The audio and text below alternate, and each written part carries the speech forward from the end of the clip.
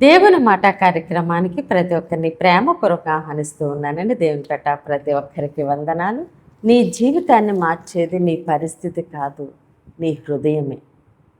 నీ చుట్టూ ఎన్ని అప్పులు ఉన్నా, ఎన్ని బాధలు ఉన్నా, ఎన్ని సమస్యలు ఉన్నా, నిన్ను ఎవ్వరూ అర్థం చేసుకోకపోయినా నీ హృదయాన్ని నువ్వు దేవునికి అప్పగించినప్పుడు దేవుడు నీ జీవితంలో అద్భుతములు చేయబోతున్నారు. ఎవరిని గూర్చి కూడా దేవునికి ఫిర్యాదు చేయొద్దు. అలా చేయటం వల్ల దేవుడిచ్చే ఆశీర్వాదాలు మనము కోల్పోతాం. దేవుడు ప్రతి విషయమందు మనం కృతజ్ఞత కలిగి ఉండగా అన్ని విషయాల్లో దేవుడు మనల్ని ఆశీర్వాదకరముగా ఉంచుతూ ఉన్నారు. భయము వల్ల దేవుడిచ్చే అవకాశాలను మనం పోగొట్టుకున్న వారం అవుతాము.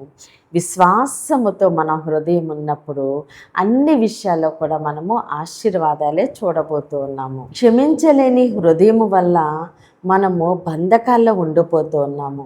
అదే క్షమించగలిగే హృదయము మనకున్నప్పుడు మనం అనేక మందికి ఆశీర్వాదకరముగా ఉండబోతూ ఉన్నాము.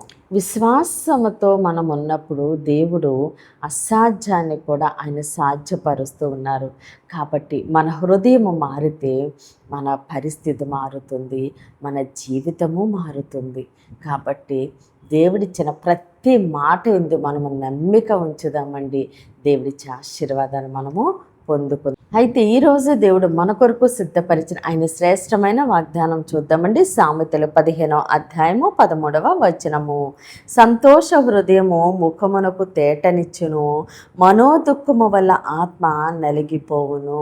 ఆమేన్. దేవుడి రోజు మనతో మాట్లాడుచున్న మంచి మాట, సంతోష హృదయము ముఖమునకు తేటనిచ్చును. ఆమేన్. సంతోష హృదయము అంటే మారిన హృదయము. ఎప్పుడైతే ఈ విరిగి నలిగిన హృదయాన్ని మనము దేవునికి అప్పగిస్తామో, మనము దేవుని తట్టు తిరుగుతామో, దేవుడు మన హృదయాన్ని మారుస్తారు. అంటే క్షమించే హృదయము, లోబడే హృదయము, కృతజ్ఞత కలిగి ఉండే హృదయము, దేవుని యందు విశ్వాసముతోటి హృదయము నింపుకునే విధానము. ఇలాగా మనము హృదయాన్ని దేవుడికి ఇచ్చినప్పుడు దేవుడు మన హృదయాన్ని మారుస్తారు. ఎప్పుడైతే మన హృదయం మారుతుందో మన పరిస్థితులు మారిపోతాయండి.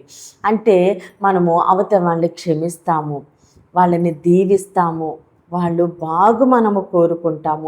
ఈ విధంగా మనం ఉన్నప్పుడు దేవుడు మన పరిస్థితిని మారుస్తారు. మన పరిస్థితులు ఎప్పుడైతే మారాయో మన జీవితము మారిపోతూ ఉంది.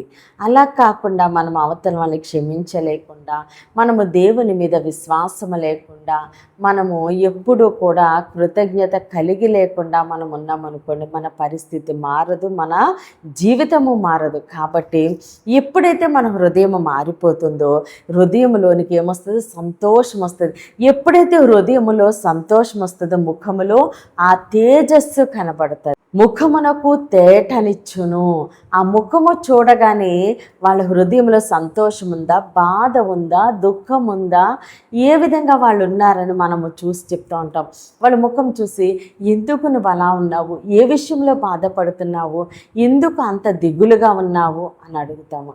అదే ముఖము తేటగా సంతోషంగా కనబడుతుంది అనుకోండి, దేనికోసం నువ్వు సంతోషంగా ఉన్నావు, ఏంటి విషయము అని అడుగుతాం. అంటే మన హృదయం ఎలా ఉందో అది మన ముఖంలో కనబడుతూ ఉంటుంది. కాబట్టి మన హృదయం సంతోషంతో ఉందనుకోండి, అది ఈ లోకంలో వెతుక్కునే సంతోషము కాదు, దేవుడిచ్చే సంతోషం. ఎప్పుడైతే మన హృదయాన్ని మనము దేవునికి ఇస్తామో దేవుడు మన హృదయాన్ని మార్చడం ద్వారా మన హృదయానికి సంతోషం వస్తుంది.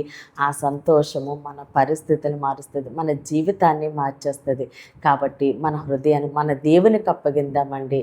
అనేక మందికి ఆశీర్వాదకరంగా ఉందాము. ఈ కొద్ది మాటల దేవుడు దీవించి ఆశీర్వదించును గాక. ఆమేన్. ప్రేర్ చేసుకుందామండి. అందరూ కన్నులు మూసుకొని ప్రేర్లో ఏకీభవించండి. మహోన్నతుడ, మహాగణుడ, పరిశుద్ధుడానికి స్తోత్రాలు, వందనాలు దేవత. నిచ్చిన వాగ్దానం మా జీవితాల్లో నూరెంతలుగా ఫలించునుగాక. దైవజనుల వారి కుటుంబాలు, సంఘాలు, పరిచర్యలు యేసు నామములను దీవించబడునుగాక.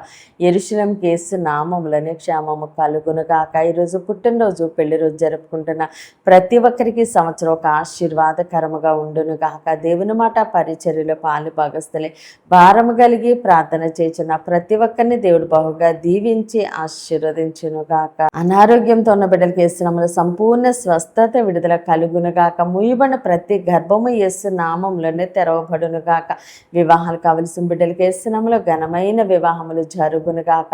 ప్రతి బిడ్డ రాకపోకలందు దేవుడు తోడుగా ఉండి క్షేమమైన ప్రయాణమును అనుగ్రహించునుగాక. అయ్యా, ప్రతి ఒక్కరిని నీ చేతులకు అప్పగిస్తూ చిన్న ప్రార్థన పాదసాన్ని చేర్చుకోమని యేసు క్రీస్తు అతి పరిశుద్ధ నామమున బ్రతిమాలి వేడుకుంటున్నాం మా తండ్రి. Amen, amen, amen. దేవుడు మిమ్మల్ని మీ కుటుంబాన్ని దీవించి ఆశీర్వదించునుగాక. ఆమెన్.